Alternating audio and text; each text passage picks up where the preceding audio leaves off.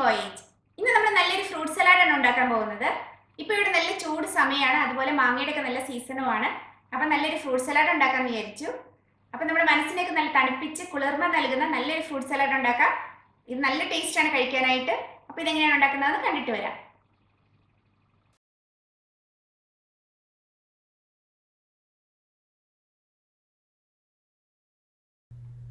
അപ്പോൾ നമുക്ക് fruit salad ഉണ്ടാക്കാനായിട്ട് സ്റ്റാർട്ട് ചെയ്യാം.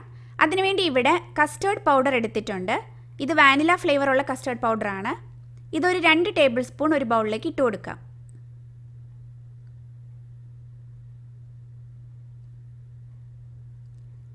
ഇനി ഇതിലേക്ക് ഒരു 1/4 കപ്പ് പാൽ ഒഴിച്ചു കൊടുക്കുന്നുണ്ട്. തണുത്ത പാൽ ഉപയോഗിച്ചിട്ട് വേണം നമ്മളിത് കലക്കിയെടുക്കാനായിട്ട്. കട്ടകളൊന്നും ഇല്ലാതെ ഇത് നന്നായിട്ടൊന്ന് കലക്കിയെടുക്കാം.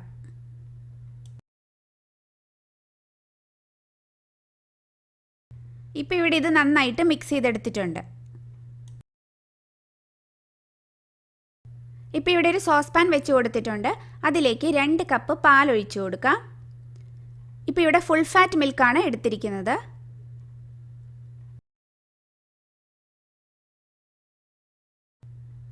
ഇനി നമുക്ക് സ്റ്റൗ ഓണാക്കി കൊടുക്കാം.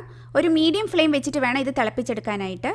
ഈ പാല് തിളച്ച് വരുമ്പോൾ നമ്മൾ നേരത്തെ കലക്കി വെച്ച മിക്സ്ചർ ഇതിലേക്ക് ഒഴിച്ചു കൊടുക്കാനുള്ളതാണ്. അപ്പോൾ ഹൈ ഫ്ലെയിമിലൊക്കെ വെച്ച് നമ്മൾ തിളപ്പിച്ചെടുത്താൽ പെട്ടെന്ന് ഇത് അടുക്കി പിടിക്കും. അതുകൊണ്ടാണ് ഒരു മീഡിയം ഫ്ലെയിമിൽ വെച്ച് ഇത് തിളപ്പിച്ചെടുക്കണമെന്ന് പറഞ്ഞത്. അപ്പോൾ ഇനി ഇതൊന്ന് തിളച്ച് തുടങ്ങുന്നത് വരെ നമുക്ക് വെയിറ്റ് ചെയ്യാം. ഇപ്പോൾ ഇവിടെ പാല് തിളച്ച് തുടങ്ങിയിട്ടുണ്ട്. അപ്പോൾ ഈ സമയത്ത് ഒരു 5 ടേബിൾ സ്പൂൺ പഞ്ചസാര ചേർത്ത് കൊടുക്കാം.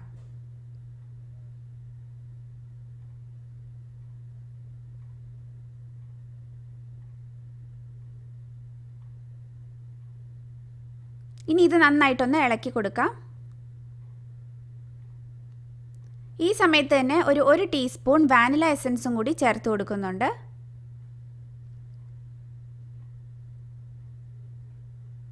ഇനി ഇത് നന്നായിട്ടൊന്ന് ഇളക്കി യോജിപ്പിക്കാം. പഞ്ചസാര ഇട്ട് കൊടുത്തതിന് ശേഷം പാൽ ഒന്നും കൂടി തിളച്ചു തുടങ്ങിയിട്ടുണ്ട്. ഇനി നമുക്ക് സ്റ്റൗവിൻ്റെ ഫ്ലെയിം ഏറ്റവും ലോയിലേക്ക് വെച്ച് കൊടുക്കാം. അതിനുശേഷം നമ്മൾ നേരത്തെ തയ്യാറാക്കി വെച്ചിരുന്ന മിക്സ്ചർ ഒന്നും കൂടി ഒന്ന് ഇളക്കി കൊടുത്തിട്ട് ഇനി ഈ പാലിലേക്ക് ഇത് ഒഴിച്ചു കൊടുക്കാം. കുറേശ്ശെ ഒഴിച്ചു കൊടുത്തിട്ട് ഒപ്പം തന്നെ നല്ല സ്പീഡിൽ നന്നായിട്ട് ഇതൊന്ന് ഇളക്കി കൊടുക്കണം.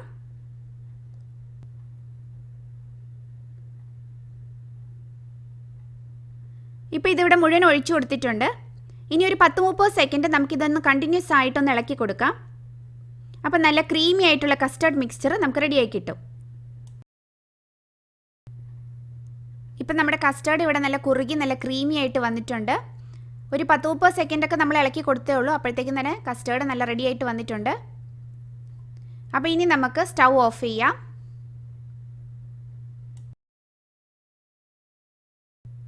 ഇനി ഇതൊരു ബൗളിലേക്ക് മാറ്റി കൊടുക്കാം.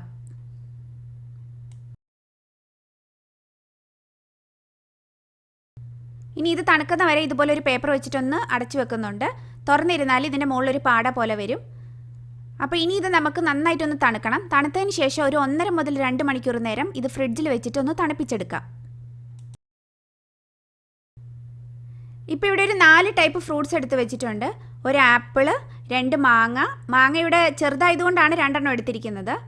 പിന്നെ ഒരു റോബസ്റ്റ പഴം, പിന്നെ ഒരു 2 കൈപ്പിടി നിറച്ചും മുന്തിരിങ്ങ എടുത്തിട്ടുണ്ട്. അപ്പോൾ ഈ മുന്തിരിങ്ങ നമുക്കൊരു പകുതിയായിട്ടൊന്ന് കട്ട് ചെയ്തെടുക്കാം. ബാക്കി എല്ലാ ഫ്രൂട്ട്സും ചെറുതായിട്ടൊന്ന് കട്ട് ചെയ്തെടുക്കണം.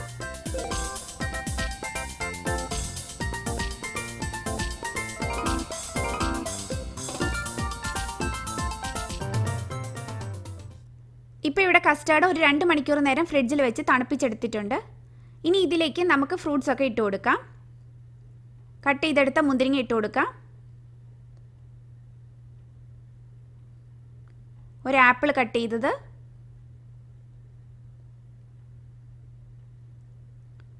ഒരു പഴം ചെറുതായിട്ട് കട്ട് ചെയ്തെടുത്തത്,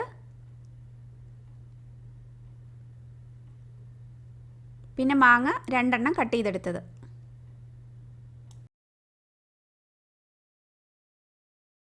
ഇനി ഇതിലേക്ക് ഒരു 15 കാഷ്യൂനട്ട് ചെറുതായിട്ട് ചോപ്പ് ചെയ്തത് ചേർത്ത് കൊടുക്കാം. പിന്നെ ഒരു 2 ടേബിൾ സ്പൂൺ മഞ്ഞ ഉണക്ക മുന്തിരിങ്ങയാണ്. ഇത് കഴുകിയെടുത്തതാണ്. ഇതും ചേർത്ത് കൊടുക്കാം. ഇനി ഇത് നമുക്ക് നന്നായിട്ടൊന്ന് മിക്സ് ചെയ്തെടുക്കാം.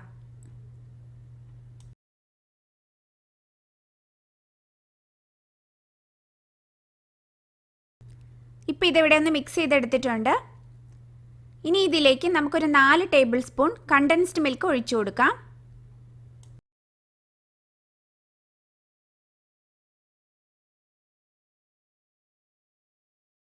ഇനി ഇതൊന്നും കൂടി നന്നായിട്ടൊന്ന് മിക്സ് ചെയ്തെടുക്കാം. അപ്പോൾ കണ്ടൻസ്ഡ് മിൽക്ക് ഒഴിവാക്കണം എന്നുള്ളവർക്ക് വേണമെങ്കിൽ ഒഴിവാക്കാവുന്നതാണ്. അപ്പം നമ്മൾ നേരത്തെ കസ്റ്റർഡ് പ്രിപ്പയർ ചെയ്ത സമയത്ത് ഒരു 5 ടേബിൾ സ്പൂൺ പഞ്ചസാരയാണ് ചേർത്ത് കൊടുത്തത്. അപ്പോൾ അതിൻ്റെ കൂടെ ചിലപ്പോൾ ഒരു 1-2 ടേബിൾ സ്പൂൺ പഞ്ചസാരയും കൂടി കൂടുതൽ ചേർക്കേണ്ടി വരും. പക്ഷേ അത് മധുരം നോക്കിയിട്ട് മാത്രം ചേർത്ത് കൊടുത്താൽ മതി. പിന്നെ എല്ലാവർക്കും അറിയാമല്ലോ, കണ്ടൻസ്ഡ് മിൽക്ക് എന്ന് പറഞ്ഞു കഴിഞ്ഞാൽ പാലും പഞ്ചസാരയും കൂടി നല്ലപോലെ കുറുക്കി വറ്റിച്ചെടുക്കുന്നതാണ്.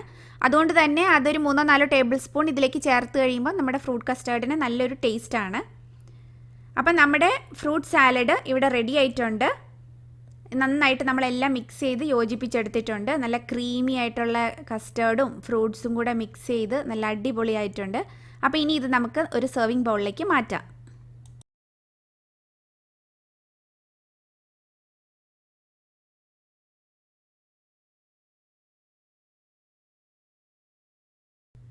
ഗസ്റ്റൊക്കെ വരുന്ന സമയത്ത് ഉണ്ടാക്കി വെക്കാൻ പറ്റിയ നല്ലൊരു ഡിസേർട്ടാണിത്.